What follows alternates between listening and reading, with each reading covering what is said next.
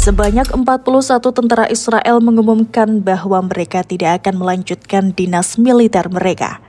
Menurut mereka, perang yang sedang berlangsung di Gaza hanya untuk melindungi kelangsungan hidup politik Perdana Menteri Benyamin Netanyahu daripada untuk mengamankan negara Israel atau menyelamatkan para sandera.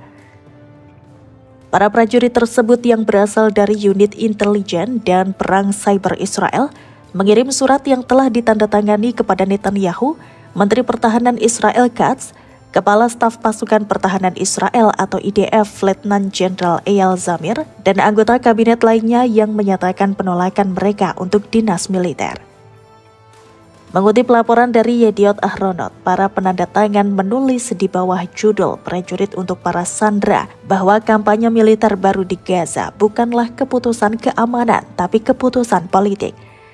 Mereka mengkritik keputusan untuk memperluas operasi militer di jalur Gaza dengan menegaskan bahwa tujuannya adalah untuk mempertahankan koalisi yang berkuasa, bukan melindungi warga negara Israel. Para prajurit mengatakan mereka tidak akan berpartisipasi dalam perang bertahan hidup Netanyahu. Beberapa dari mereka berjanji untuk mengumumkan penolakan dinas militer tersebut, sementara yang lain berjanji untuk menggunakan bentuk protes yang lebih tenang dan wilayah abu-abu. Pada awal bulan Juni, militer Zionis diperintahkan untuk memperluas serangan darat yang sedang berlangsung di jalur Gaza untuk mencakup wilayah tambahan di utara dan selatan di tengah krisis kemanusiaan yang memburuk di wilayah yang terkepung tersebut. Militer Israel mengklaim bahwa tujuan dari serangan yang diperluas tersebut adalah untuk menciptakan kondisi yang memungkinkan para sandera pulang dan mengalahkan Hamas secara telak. Israel memperkirakan bahwa 56 sandera masih berada di Gaza, termasuk 20 orang yang diyakini masih hidup. Sementara itu, lebih dari 10.100 warga Palestina ditahan di penjara-penjara Israel dalam kondisi yang buruk, termasuk penyiksaan, kelaparan, dan pengabaian medis. Hamas telah berulang kali menawarkan untuk membebaskan semua sandera Israel dengan imbalan di akhirnya perang, penarikan penuh pasukan Israel dari Gaza, dan pembebasan tahanan Palestina. Namun Netanyahu telah menolak persyaratan tersebut, bersikeras pada pelucutan senjata faksi-faksi perlawanan Palestina dan mendorong kontrol baru atas Gaza. Kubu oposisi Israel dan keluarga para sandera menuduh Netanyahu memperpanjang perang untuk menenangkan mitra koalisi sayap kanannya dan mempertahankan kekuasaan. Militer Israel yang menolak seruan internasional untuk gencatan senjata telah melancarkan serangan brutal terhadap Gaza sejak Oktober 2023, menewaskan hampir 55.000 warga Palestina, sebagian besar dari mereka adalah wanita dan anak-anak. Pada bulan November lalu, Pengadilan Kriminal Internasional atau ICC mengeluarkan surat perintah penangkapan untuk Netanyahu dan mantan Menteri Pertahanannya Yoav Gallant atas kejahatan perang dan kejahatan terhadap kemanusiaan di Gaza. Israel juga menghadapi kasus genosida di Pengadilan Internasional atau ICJ atas kejahatan perangnya terhadap warga sipil di daerah kantong tersebut. Sejak dimulai pada 7 Oktober 2023 pasca serangan Hamas, perang di Gaza telah memasuki fase hampir 2 tahun penuh kehancuran, penderitaan, dan kekisruhan diplomatik. Runtuhnya kota dan naiknya korban sipil menjadi puluhan ribu, membuat perang ini tidak semata soal keamanan nasional, melainkan menjadi instrumen untuk melanggengkan kekuasaan Benyamin Netanyahu yang menghadapi berbagai tekanan politik dan hukum.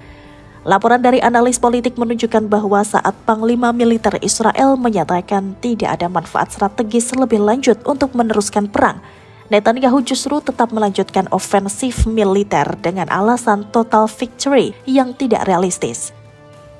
Sejumlah diplomat dan wartawan menyorot kenyataan bahwa negosiasi gencatan senjata kerap dibatalkan oleh kabinet Netanyahu, bahkan beberapa kali diabaikan walaupun mendekati persetujuan. Padahal kesepakatan tersebut bisa membawa pulang sandera dan mengurangi penderitaan rakyat Gaza. Ketidakpastian koalisi yang rapuh menjadi motif utama Netanyahu memperpanjang konflik. Partai ultra Yarivi seperti Religious Zionism milik Bezalel Smotrich dan Yevist Power Itamar Ben-Gvir menekankan agar perang terus berjalan atau mereka keluar dari pemerintahan, menjatuhkan pemerintahannya. Netanyahu pun memenuhi tuntutan itu demi menjaga dukungan parlemen. Selain itu, Netanyahu menghadapi ancaman serius hukum, yaitu tuduhan korupsi dan upaya ruang hukum yang dapat mengarah ke penjara. Menurut Hussein Ibish, satu-satunya cara baginya tetap bebas adalah tetap berkuasa, dan cara menjaga kekuasaan adalah memperpanjang perang aktif. Meskipun sebagian besar warga Israel mendukung gencatan senjata, baik demi sandera maupun stabilitas nasional, Netanyahu menolak paksa faktor kesepakatan. Setiap kali pembicaraan mendekati tahap legit, ia memunculkan tujuan militer baru yang menurut banyak analis tidak berdasar. Taktik ini memungkinkan Netanyahu terus mempertahankan narasi perang sebagai solusi tunggal. Strategi politik Netanyahu bukan hanya soal mempertahankan kekuasaan, namun mencakup kontrol atas institusi republik. Ia mendorong pemecatan Shin Bet head Ronen Bar, menekan penegak hukum seperti Jaksa Agung Gali Baharav Miara, dan mencoba melemahkan sistem hormonal checks and balances.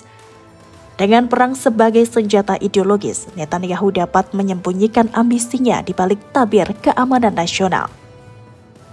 Dalam beberapa minggu terakhir, partai-partai utama ultra-ortodoks seperti Shas dan United Torah Judaism telah keluar dari koalisi Netanyahu, melemahkan posisinya menjadi hanya 61 kursi dari 120 di kabinet. Mereka menolak reformasi wajib militer dan ingin prioritas pembebasan sandera dibanding perang. Tekanan ini mencerminkan bahwa perang yang diperpanjang membentuk stabilitas sosial politik yang rapuh dan rentan lepas kendali. Perpanjangan perang telah menjatuhkan korban sipil lebih dari 59.000 jiwa termasuk ribuan anak, serta mengakibatkan situasi kelaparan dan kolapsnya sistem kesehatan. Kematian dalam antrean bantuan pangan, penembakan warga sipil saat operasi distribusi atau operasi medis tanpa anestesi, semua menjadi bukti nyata kekejaman sistematik yang berlangsung selama berbulan-bulan.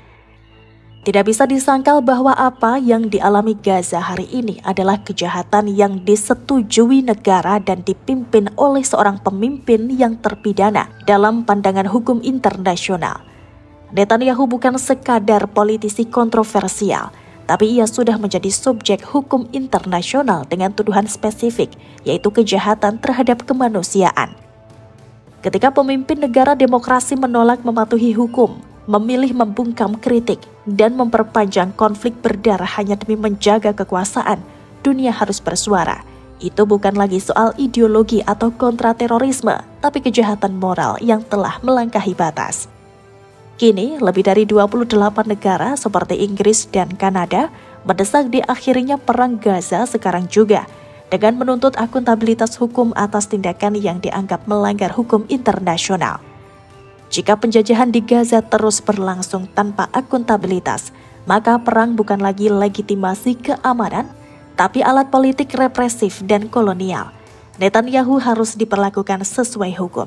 Jika dia dianggap tokoh penegak keselamatan bangsa, maka faktanya ia memimpin satu skema yang menyebabkan penderitaan massal.